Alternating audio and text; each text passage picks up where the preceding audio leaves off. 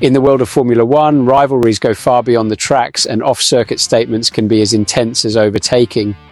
A recent example involves George Russell of Mercedes and Christian Horner, head of Red Bull, after a verbal clash in late 2024, marked by finger-pointing and mistrust.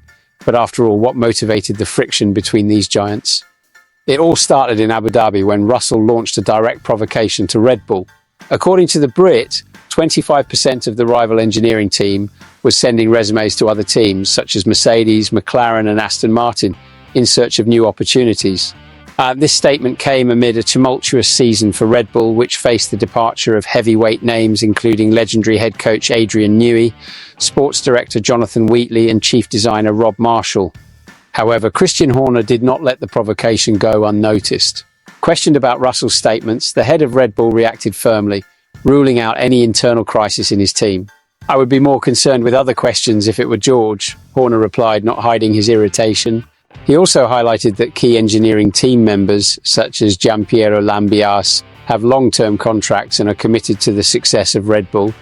Horner took the opportunity to recall Red Bull's impressive performances in 2023, a year when the team completely dominated the grid, winning 22 of 23 races.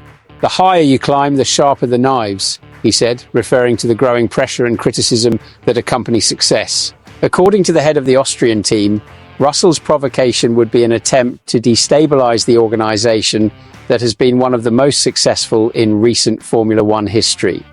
The scenario is even more interesting when we take into account the context of Russell's statement. Red Bull faced turbulence not only off the track but also during races, with two-time world champion Max Verstappen publicly criticizing the team after strategy issues in Hungary. These episodes have fueled speculation about possible internal instabilities, something that Horner is keen to deny vehemently. But are Russell's words well-founded, or were they just a strategic bluff to divert the focus? The Formula One public is divided.